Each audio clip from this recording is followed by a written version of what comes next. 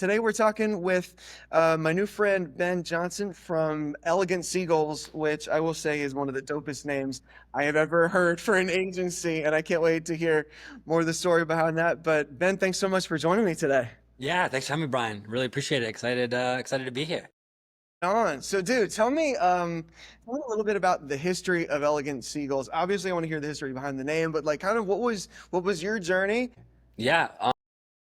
Well, the journey and the name kind of are semi-tied. Like I was super into snowboarding, and I used to make a snowboarding video every year, and like they were always just like dumb name, like Tickle Fight or just like weird names like that. My buddies and I were like, we saw some seagulls flying by, and we're like, those are some beautiful seagulls. We're like, no, those are elegant seagulls, and it was just such a funny oxymoron. We're like, that's the name for the movie. And so my senior thesis project for college was the branding, the snowboarding video, all the collateral, the swag, DVD, the DVD stuff for Elegant Seagulls. And so when I was thinking about starting my own business, I was talking to my mom and dad, and I was like, I need a name, and it's got to be like kind of catchy. Like I don't want to call it like Johnson and Partners or and it was just me, right? So it would have been the partner of myself. Um, my mom's like, you should just, why don't you use Elegant Sequels? You got all this stuff you already made. And I was like, that's it. So like we just ran with it. And then it was more about like making a job for myself at the time. So I was like freelancing. I was doing stuff for like Snow Park Technologies, North Star Tahoe, like to get a free pass or just to like, doing stuff for buddies and stuff like that. And then I really wanted to work in the snowboarding industry for a while, but it was just hard to break in. And I was like, I'm not sure what I'm gonna do. And I moved back home and I was like, I think I want to stay home until I like, maybe just I really like my hometown. I was like, I'm gonna start my own thing here. And that was it. So it's been going on 20 years now since I started Seagulls. Dude, that's so cool. Okay, first of all, good for you. The stats around businesses that don't make it more than 5 years are wild. Yeah, And yeah. I man, would like I always gotta like kind of be like, I think it's partly luck, maybe, but bro, 20 years, there have been some major like nationwide and global crises that you have weathered between seven, eight, something, and then God knows what we all went through during COVID. So man, that is off to you. So like through that time, then what have been some of your greatest wins and some of your greatest challenges? I mean, I think one of the biggest wins is still being around. I mean, they kind of like just said it. I mean, it's just like, actually, I think one of the other big wins is just to see the success that Seagulls has had for like a guy in Marquette, Michigan that started in his bedroom. Like, and I wasn't setting out to like, I want to have an agency or I want to do national level work. It was just, I want to do great work for people in my hometown, like local businesses. And then just to see like that growth to me is like one of the biggest successes of the company. Um, and then biggest challenge, I'd say being a Marquette is a challenge too. Like, right? Like I have a lot of friends that have bigger agencies that are like, they're in LA or they're in New York and there's just like more connections or you're going to go meet with so and so because you're right there in San Francisco, right? It's just like I miss a lot of lunch things because people be like, well, let's grab coffee because they thought I was in San Francisco. And I'm like, I'm in Michigan, so like that, Zoom wasn't quite the thing at the time either. Like, right. So it was, I used to travel quite a bit more, but I think Yep. the challenge was like being in a small town and then I think just managing people. Like I didn't anticipate how much of the business side is managing not only my team and their happiness, their success, their growth. That side of things is like a whole animal I wasn't anticipating. And then the other people part is like the client side, right? There's managing their expectations, their goals, their objectives, keeping them happy. Because I think that for me, this business is 90% like trust and reputation. Yeah. Like, I think that's another thing I didn't realize early on is like how much of it, it's a pretty small network and the people doing it really well at the top is even that much smaller. And so Yeah. I think just like that word of mouth spreads fast. And it's amazing how many people you run into across your journey of your career. I don't know if this happened to you, but you're like, oh, I talked to this person like 4 years ago and then they were working here and now they're here. And so I Yeah. think, ha- not having a strong reputation can really hurt you. Oh, absolutely. Absolutely. So, you're talking about that challenge, one of my clients uh, was just kind of going over their core values with me when I came on a few months ago, and one of their core values is obstacles are the path, and like something about that really stuck out to me. So I'm Yeah, curious, that's good. how have you how have you kind of taken some of those challenges and turned them into opportunities for growth? Uh, that's a good question. I mean, I think just for me, I'm like not afraid to take risks. I think like I've never really been afraid to try something or take a risk. And I think just taking a calculated risk and then learning from it. So I think for me is being willing to put yourself out there and whatever, whether it's a business decision or a design decision or whatever it is, Yeah, do it. Just commit to do it. And then you might fail, you might fall flat, but you tried, and then you can kind of learn from that mistake and then hopefully not make the same mistake. So I'd say over 20 years, my goal is to like not make the same mistake as many times as I can, and then you just get that much better. And then eventually, it gets easier, right? And then yeah, you're a lot of things that used to be a real challenge now are just part of your routine and part of your mindset and philosophy, and you just do them. I don't know man. if that makes sense. Love that. I love that. Um, so you guys have done some really, really, really cool stuff. Like what, like looking through your work online and everything is so dope.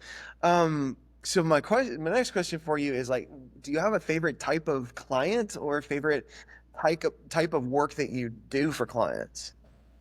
So I'd answer that like two ways. I'd say I like projects that are just like more creative the better, right? Like that's just as a creative person, that's the most easy cliche answer.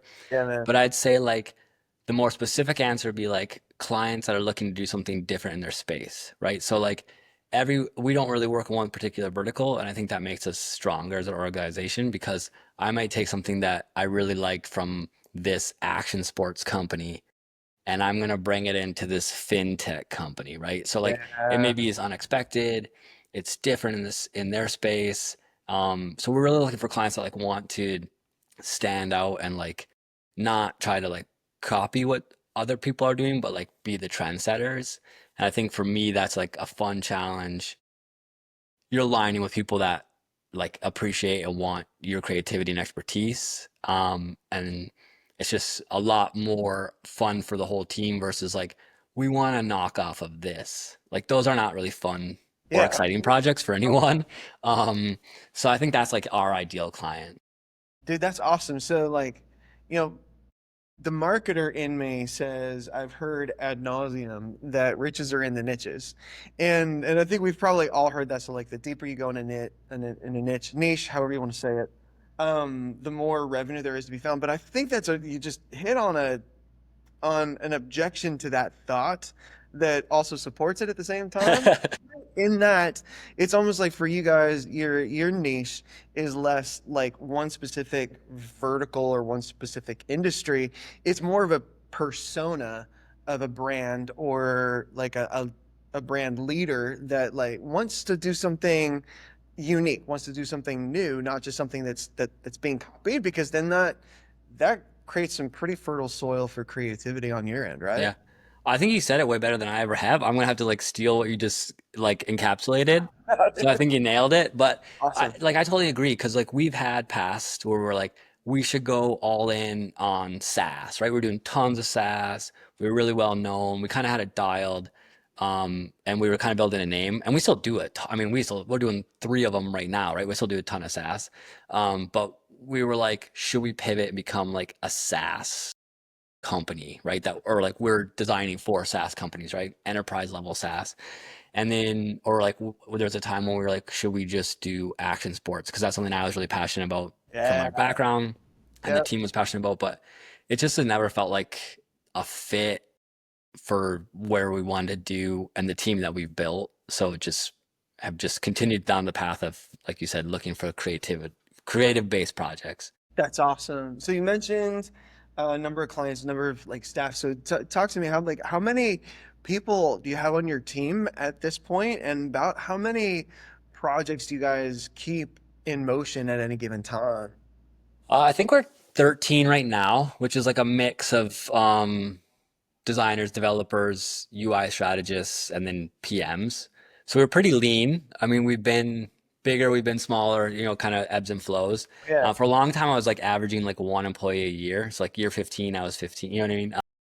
So that kind of died, but Yeah. we probably could have been two or three times size-wise bigger as far as team, but like it was always important to me that we could take on the projects. It goes back to the projects that we want to do, right? So like I don't want to just start taking on projects that we just are grinding through just to make payroll. Like that to me is not an exciting.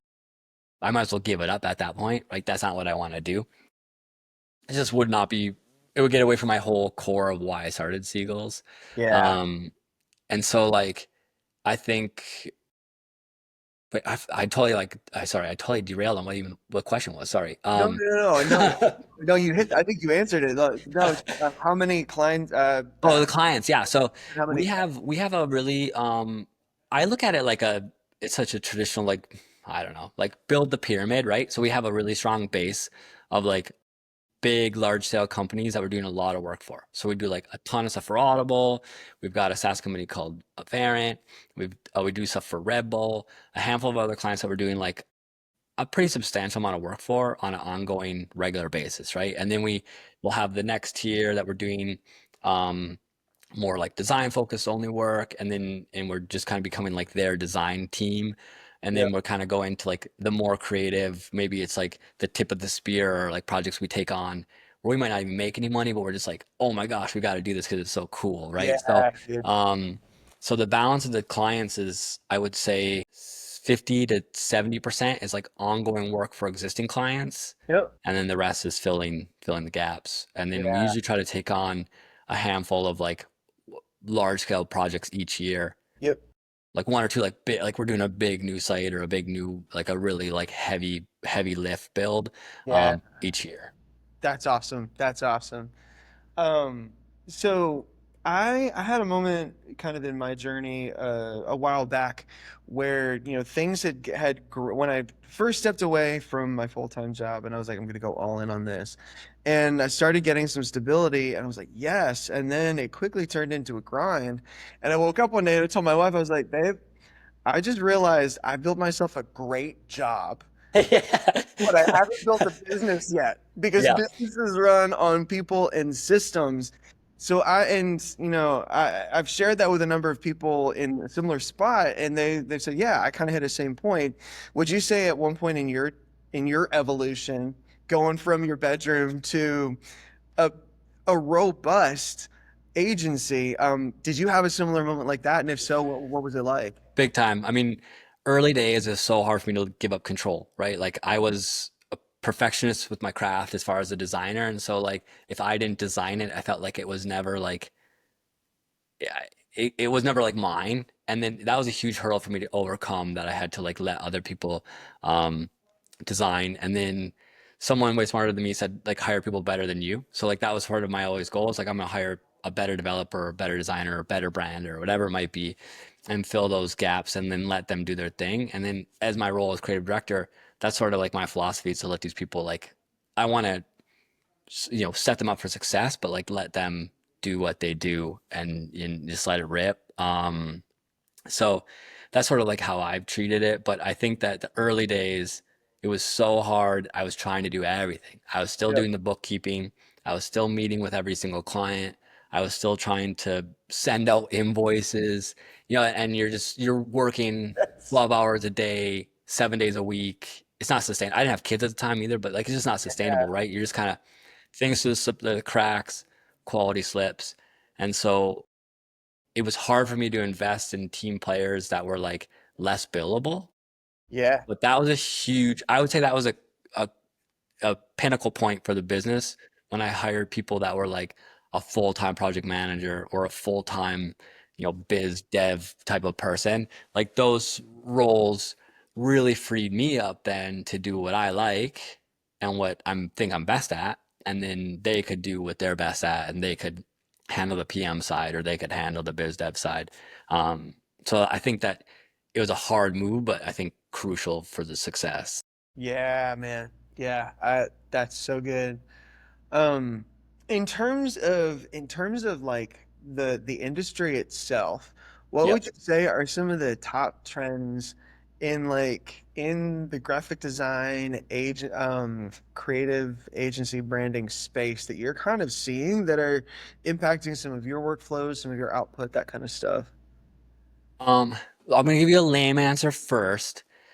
I usually try to not have the team like, and I personally don't try to like look a ton at what other places are doing. And I think that was like early success of Seagulls. Like, I don't think we even knew what other agencies were doing. Like, I wasn't even aware. It was like we were just like doing our thing, and then it turned out it was people thought it was cool and it resonated with people. But at the time, we were just putting out work that like this internal really core strong designers were like putting out work trying to be one up each other, and it was like almost this like friendly competition that we weren't really looking at what the rest of the world was doing. um and so I think that we don't want to get like super trapped in what Yeah. like, oh, gradients are the trend, so we gotta use gradients, or like everyone's doing metallic type, so we have to do it. I think it's important to be aware of what the trends are. Like, I think there's obviously a trend of like using AI imagery, AI art, AI anything is still a big trend. And there's always the trends in like different layout typography. It seems like there's still a real trend of like simple designs with like really robust motion. Like Oh that seems to be yeah. like what I see winning a lot of like the awards, and like it's just really like it's a smaller niche for like audience, I think, but those still seem to be very trendy. I feel like that's been for the last couple of years, but that still seems to be very in vogue. Um, Yeah. Dude, I love that. I love that. So, so you mentioned AI though. Like, how do you feel AI is transforming your industry? Obviously, it's a massive talking point, just in society as a whole right now. I think we're yeah. all trying to figure out what the heck is going on and how long we have before it becomes our overlord. And so, so in the meantime, there's great opportunities for us to leverage it in our processes, but as a creative at heart, there's a bit of conflict for me and most creatives I know, and like, okay, I know this is a really great tool I need to learn how to wield very well. Um, but how do I do that without losing like the heart of the creativity inherent in my work? And so like what are some ways that you're seeing AI transforming your industry specifically? I think the one thing you touch on is really important is like the tool piece. Like I think it's just like a toolkit you add to your tool belt, right? You like if you're not using it, or at least like understanding what's going on, I think it's a huge miss because it's not going anywhere, right? It's here to stay. You've got companies like I think it was Shopify just said that like they were not hiring any roles if it couldn't be proven that they couldn't be done with AI, which is like pretty insane in a couple year span to go from AI becoming such a hot topic issue to like that. um, like I'd be lying if I didn't wasn't like at least concerned. Like, is my job gonna be taken over by AI in five Yeah. years, 10 years? Like, um, or could they do a huge part of it? So we're trying to adapt and use AI. Also, I think there's like pieces that we're trying to pivot into as a business that I think are less AI focused. Like, I still think there's a huge gap in AI of being able to like read people, interpret people, look at like emotions of people. Like I think one of my strongest skill sets with like clients is to be able to just like read between the lines and interpret what they're saying, even if they're not saying it, vocalizing it correctly, right? I can like, I think they mean this, right? AI is going to get there, right? I have no doubt it's going to be better at my job than I am someday. Is there a time when, like, I still think that's a skill that AI doesn't have? I think it's finding things that we can really leverage. I'd be more nervous if I was like a smaller startup agency right now. Yeah. I think that'd be a way tougher time because the tech things that you can do now, low tech, no code, AI based, didn't exist. And so Yeah. like a site that now you can build for $500 would have been $10,000 or whatever, you know what I mean? So it's just a huge difference in cost to market.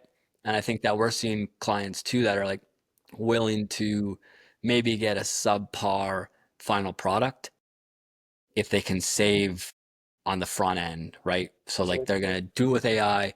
It may be only 80% of what they hoped, but they saved hundreds of man hours to get there. Yep. So I think that there's still like, but hopefully you find clients that are willing to pay for um, pay for it, but they want you to know that you're using it where you can to leverage and save them time and money. So we'll use it, for example, I'll give you a real world example. Is like we'll use a lot of AI for like concepting and like mood boarding things for like we did a project last year that was like kind of a 3D immersive site.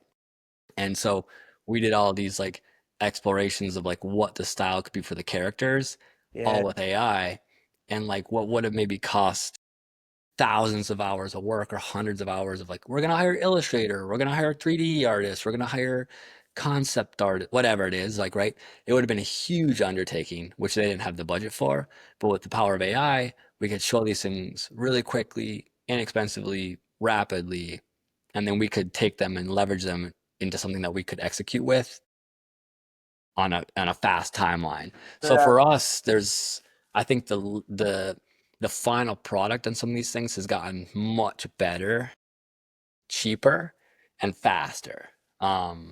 Does that make sense? Like, That makes, dude, that's exactly what I was like hoping to hear. Like, how are you currently leveraging it? But again, back to obstacles are the path, right? Like, okay, the obstacle is AI gonna steal my job? yeah, yeah. Right? Instead, you're like, no, no, no, no, no, no. I'm gonna figure out how to use AI to make my agency grow. And so, like, are you using it in like any of your like internal operations? Yeah, so we'll do the dev guys use it some for like code stuff. Like they're starting to use more. I think that's a slippery slope. I've heard like crazy horror stories where a buddy of mine that's like a senior tech director at a company and he manages all these junior developers. And he said that what happens is they're writing all this code with AI and it becomes like their go-to like start is to do an AI and it might get them something that works, but as soon as it falls apart so fast or it's not built to specs that they need internally or like so he's poking holes and then he'll ask them like hey this isn't working because of X, we need to fix this, but they don't know how they got there because the Oh, AI did it, so they can't reverse engineer or problem solve it, right? So his job ended up becoming just reviewing AI code that junior designers were writing, which isn't efficient use of his time, it's a and it kind night. of defeats, he's having to rewrite all this code. So for them, it became more of a negative versus a positive in its current state. Yeah, yeah. Um, and No, so, no, go but yeah, ahead. so we're using it for some code, and then we're using it for some of our like, especially like art concept, like instead of just going on Adobe stock and trying to find something like I want this, we'll just make it. And whether we use that, because I know there's still, I think some of the gray area with like the legal ramification stuff is still, some clients are like, let it rip. And we have other clients where they're like, we can't touch anything AI based because Wow. of our legal team. So I Yeah, think there's like a big divide as far as like what the legal gray area is for a lot of clients, which I understand. I mean, totally, totally. What about like any sort of like business operations? I mean, obviously, I think just about every business uses automations in marketing, automation like Zapier, all that kind of stuff. Zapier, tomato, tomato. But anything as it relates to like internal business operations or even like lead acquisition, that kind of stuff. Are you using it there at all? we haven't really used it a lot for lead acquisition. I mean, I mean, to be honest, we probably should try. Like, Yeah. we haven't really dabbled in that. I mean, like I said, most of our leads are all relationship based or like people. Like, we don't really have an active outreach plan right now. Almost all of our leads are referral based. People see our work and like it, Yeah. or just long tail networking to be, Yeah. like more old school traditional networking. Yeah. Um, so we haven't really used it for that. We use it for like some of our, you know, um, content stuff or like if as anyone that's like a web person is gonna know you're always waiting on content from clients. Oh. It's like the number one thing. So, somebody will use it just to like, we're gonna write some filler copy and it's just for us to get it in there. So like it's closer to what they're gonna see, but it might not be their team's gonna finally write it, but we might get something in there that's, so they doesn't trip them up. That's just lorem ipsum kind of thing. With you, so if you are like, do you ever include copy in like the scope of a project? If it's a web project, are you waiting for does the client write the copy for you? Do you have a copywriter on your team? So I would say most of the time the teams we're working with are writing the copy. And I would say we do have copywriters that we work with and leverage, but it's probably, I would say, smaller scale Yeah. sites, or more of like more probably specifically B2C, because when Yeah. we're going to like the B2B communication, it's like you really have to understand that market and some of like the lingo, and it's just I think it's harder for like a copywriter, freelance copywriter, just to pick that up. Yeah. For So sure. I would say like most of our projects, the clients right now. Cool. Cool. Cool. Because I was gonna say, I've talked to some people who've like trained their own GPTs for copy, and that cuts the amount of time and number of revisions. Like, Oh yeah, I yeah. think copywriters are probably like in my eyes one of the hardest hit. Like Yeah, I dude. mean, I think I've seen the most cuts from organizations we work with in the copywriting Yeah. department.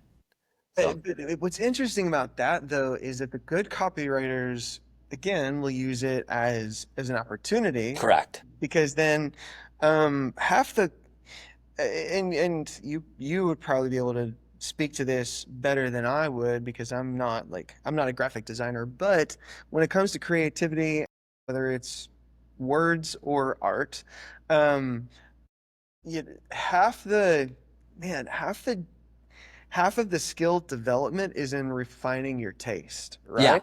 Oh my gosh. For Yeah. good copywriters, Yeah. I mean, I know for myself, I consider myself a decent copywriter. I've used AI to like double my output and make it better. So I'll write an email for a client and then I'll throw it into ChatGPT and say, hey, here's this email. I need you to make it more clear, more compelling. Here's a previous email from that they used that was successful. And I've been shocked. I'm like, oh my God, I suck at my job. Yeah, we'll use it for stuff like that where like I use it as like a base layer, right? Yeah, So yeah. like we might help us set like some of our like base missing Yeah. pieces. And Yep. then I still, for me, feel like a lot of that content, unless it's like a really well trained, does still like read like AI. So like I Absolutely. feel like it still needs like a human touch. Yeah. Anytime I get an email from somebody and it has like those really long hyphens You're that like, that's yeah, you're like that was AI. Yeah. oh, No dude. one writes like that. Yeah. But yeah, I think that's a Yeah. just for sure. But I think the taste thing is super interesting. Like I was just talking to someone about that before, and like I think I don't know from an AI perspective, but from just a design perspective, there's a lot of designers that I see that will have good ideas or they'll be close to something, but they just don't quite have the taste or like enough of a refined like working through or developing their taste to like know how to curate that up Yeah. or down to be Yeah. appropriate, right? Like that might be 70% there, but they just can't get it over the finish line because they Yeah. haven't developed that. They just don't have the level of taste or they haven't developed it or whatever it might be. Yeah, man. No, no, that's so true. And then like I don't know about you, but I hit moments where I'm like, okay, I feel like my eye is pretty dialed in, and then when something happens, I'm like, oh God, I suck. I'm like back at the top. I still say that all the time. I mean, I think that's just like human nature, right? Like, For sure. It's um, stages of growth, right? Stages of yeah. And you have like good days or bad. There'll be days where I'm like, oh man, I'm the man. I'm a rock star, crushing it. And then the next day I'll be like, why am I doing this? I'm like I'm garbage. So like it kind of depends on the day for me even sometimes. Like you're yeah, like I don't know what I'm doing. yeah. So No, but even on like the client acquisition front, like there's some super powerful like AI driven B2B lead acquisition stuff okay. there too. Yeah, I'll have to do some more homework on that. I think that's an interesting path we haven't really done a lot of, to be honest. So Yeah, yeah, yeah. I've seen that work really, really well for some of my clients and some other people I know that I've worked with. yeah. Um, Yeah, I'll but have to ping you after and send me some links. So, yeah, yeah, for so sure, for sure. So okay, so last thing, and I want to keep it much longer, but you're a creative and you're a business owner. And so sometimes those two, um, if you're not in different seasons of life, I know there can tend to be a little bit of a struggle between the two. At least I've found that for myself. So A, have you found that to be the case? And B, how do you balance those two sides of yourself? That's tough. Like I think I have to like give up some stuff from a creative standpoint in order to grow the business. Something had to give, right? Like I couldn't only design. Yeah, yeah, And I'm not happy if I'm only running the business. yeah. So for me, it's about finding this sweet spot of like I have enough either providing feedback to the team and seeing their success, or designing my own pieces, or nailing the meeting, or pitching, whatever, like seeing those wins for me from a creative standpoint. And then the business side, I see the growth, and like seeing the success of the company is like, a fun challenge in itself. It's problem solving just in a different way. But I found that I couldn't do just one. I had to, and then the balance side of like how I find the balance is for me, like when I'm designing, like I have to like, I'm probably like almost weird about it, is I'm like, I'm locking myself down. Don't bother me. Like I'm in it. I'm in the zone. Like I'm creating. I don't like, I just need to like do my thing. And I almost like do get in the zone where I'm like, oh my gosh, I like, where'd the time go? Like I'm just like, it flies by. If it's a struggle, obviously not as much fun, but if Yeah. you're like in the, you're feeling it. Um, and then I set time aside for like the other side of things. And I do a lot of other stuff outside of work that I think fills my creative needs in different ways as well, right? So like I make knives, and I do like other art projects that for Yeah. me are like hands away from the computer. So Yeah, like man. from a traditionalist just like mindset, I just love that kind of stuff. Dude, Um, sometimes I just have to like go outside and touch some dirt. yeah, that's like I know Yeah, that's like a trendy saying, right? Yeah. So I mean I think too, like I'm big into like working out and running, and so yeah, like those aren't creative things, but I think it helps like balance. I'll do a lot of just my thinking, whether it's like I'm trying to figure out an issue with a client, or I'm yeah, trying to figure out an issue with the design. yeah. But the balance thing for me was setting time aside for each. It's Yes, really hard to do them both at once, right? So you gotta like kind of, I'm in creative mode, I'm in business owner, and then divide and conquer. that's huge. And I think, part of what you just hit on is like, I've heard some coaches talk about like find the things that that give you energy instead of taking energy. Because like Yeah. I know for me sometimes I'll get in the zone on a project and my wife is like, "Hey, it's 11 o'clock. Are you gonna stop me dinner?" And I'm like, "Oh, wait a minute. I forgot that Yeah, yeah, I'm I, in it. I had Yeah, to live because I was like grinding, but it was fun and like yeah, fed me instead, yeah. So yeah, that's Yeah, I think I design for free, to be honest. yeah, Like man. I mean, I would do it as a hobby probably because I just like it. So like for me, that's not really like the hard part.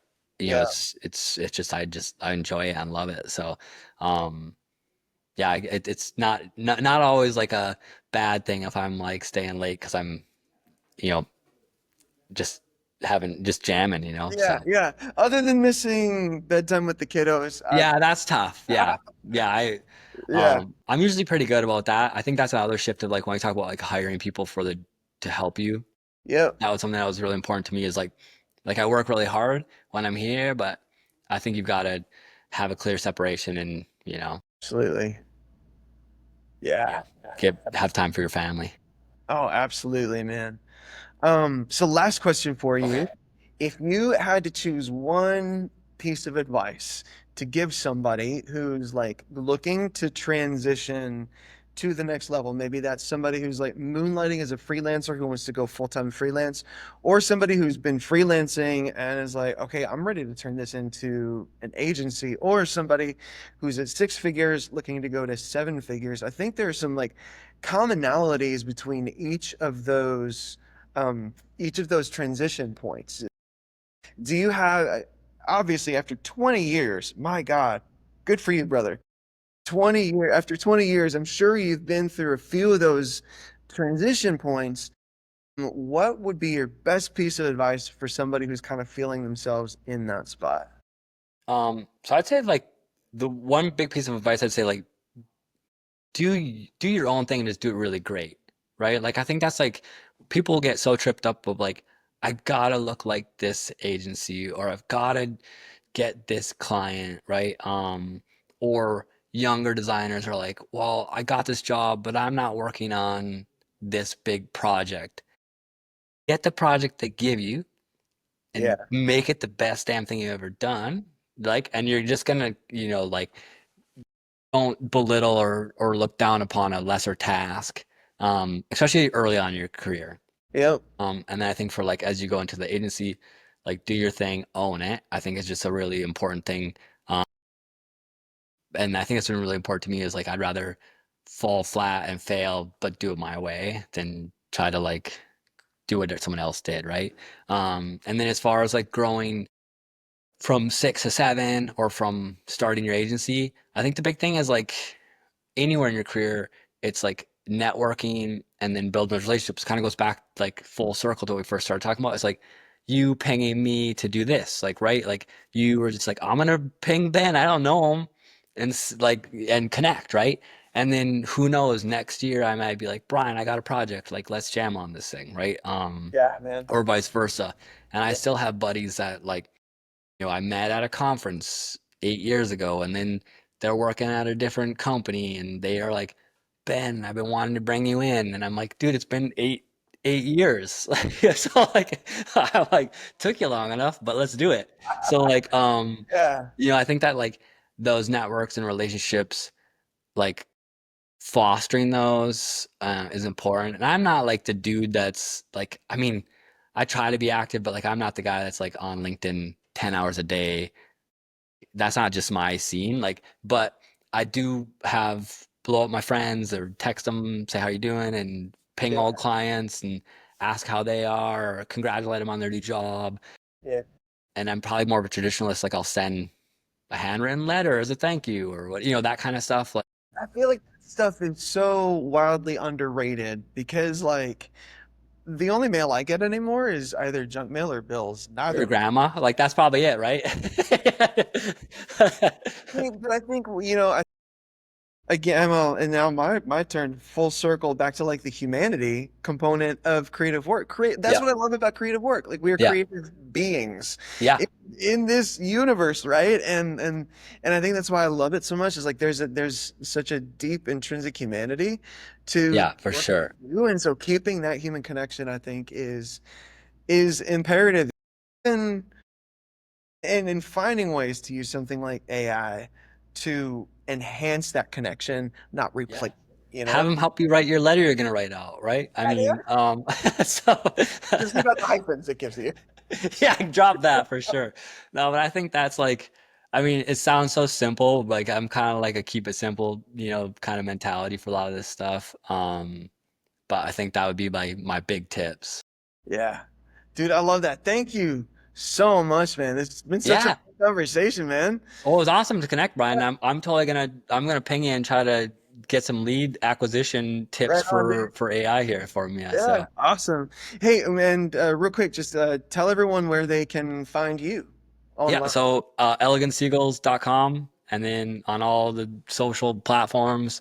And then I would say just one last shout to like any young designers or startup industry agency owners that have questions for me. Like I always say it, and very few people actually ping me, but I'm always available if people have questions or they want to pick my brain about something. So just hit me up and Dude, then I love that. I'll Thank you. answer. All right, man. Well, bro, Cool. thank you so much for joining the show today. For Um, sure. can't wait for people to see it. Yeah.